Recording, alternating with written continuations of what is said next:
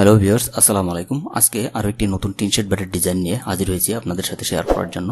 এই বাড়িটি ডিজাইন করা হয়েছে মাত্র 3 শতক জায়গার উপরে এবং স্কোয়ার ফিটে হচ্ছে প্রায় 1270 স্কোয়ার ফিট জায়গা।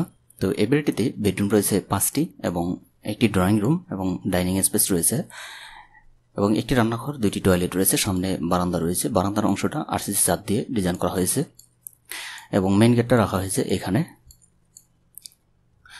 তো এই বাড়িটার সম্পূর্ণ ডিজাইন আজকের ভিডিওতে আমরা দেখে নেব। অর্থাৎ প্রথম দিকে আমরা বাড়িটার বাইরের ডিজাইনটা ভালোভাবে দেখে নেওয়ার পরে আমরা উপর থেকে চাল সরিয়ে ভিতরের ইন্টেরিয়র রুম লেআউট দেখে নেব। এরপরে আমরা বাড়িটার 2D ফ্লোর প্ল্যান বিস্তারিত মাপ সহ আমরা দেখে নেব। সবশেষে এই বাড়িটা করতে কি পরিমাণ মালামালের প্রয়োজন হবে, মালামালের দরদাম সহ আমরা বিস্তারিত আলোচনা করব।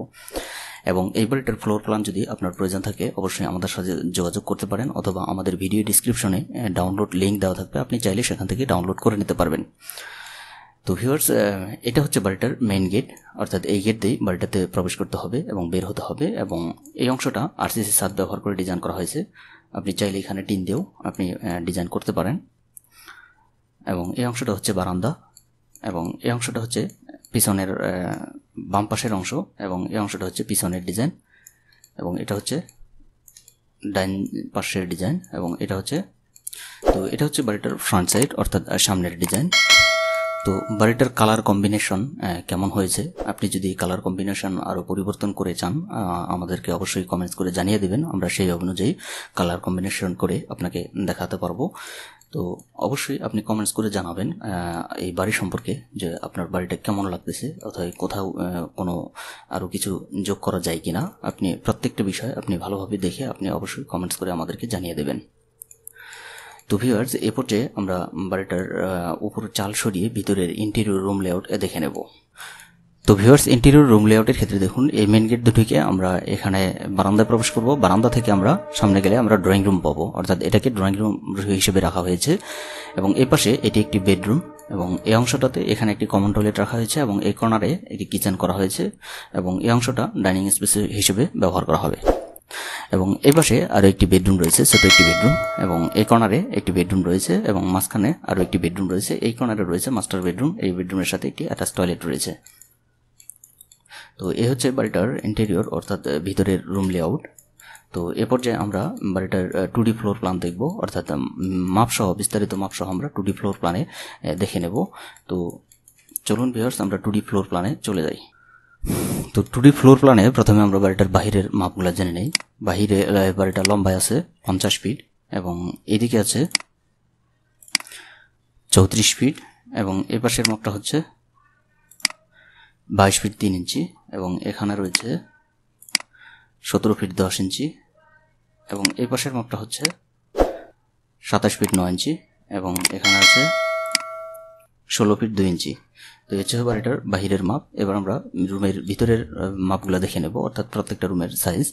তো প্রথমে আমরা মাস্টার বেডরুমের সাইজটা দেখি। মাস্টার বেডরুমটা এভাবে আছে 10 ফিট এবং এদিকে আছে 10 ফিট 7 ইঞ্চি এবং এখানে রয়েছে গেস্ট বেডরুম। গেস্ট বেডরুমের সাইজটা হচ্ছে এভাবে আছে 10 ফিট 9 ইঞ্চি এবং এভাবে আছে 10 ফিট এবং এখানে আরও একটি বেডরুম রয়েছে। এই বেডরুমটার লম্বাই হচ্ছে 11 ফিট এবং পাশের দিকে হচ্ছে 10 ফিট এবং এই কর্নারে আরও একটি বেডরুম রয়েছে। এই বেডরুমের সাইজটা হচ্ছে 11 ফিট এভাবে এবং এদিকে আছে 7 ফিট 3 ইঞ্চি এবং এখানে রয়েছে ড্রয়িং রুম। ড্রয়িং রুমের সাইজটা হচ্ছে 11 ফিট এবং এদিকে আছে 10 ফিট এবং এখানে রয়েছে চাইল্ড বেডরুম। চাইল্ড বেডরুমের সাইজটা হচ্ছে 10 ফিট এবং এদিকে আছে 11 ফিট 10 ফিট সাইজের চাইল্ড বেডরুম এবং এখানে রয়েছে কমন টয়লেট। কমন টয়লেটের সাইজটা হচ্ছে 4 ফিট 6 ইঞ্চি এবং এদিকে আছে 8 ফিট এবং কিচেনের সাইজটা হচ্ছে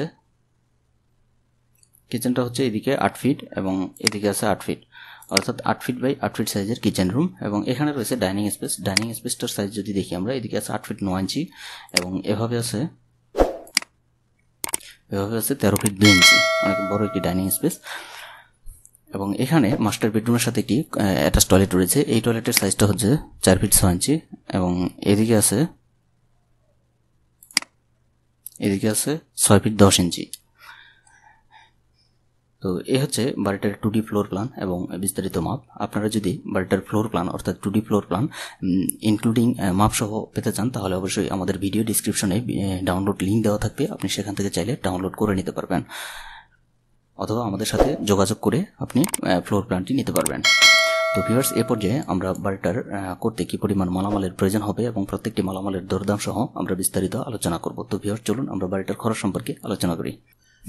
তো এই বাড়িটা করতে ইটের প্রয়োজন হবে 26,000 পিস, প্রতি পিসের মূল্য ধরা হয়েছে 9 টাকা, সেই হিসেবে ইটের জন্য খরচ হবে 2,34,000 টাকা।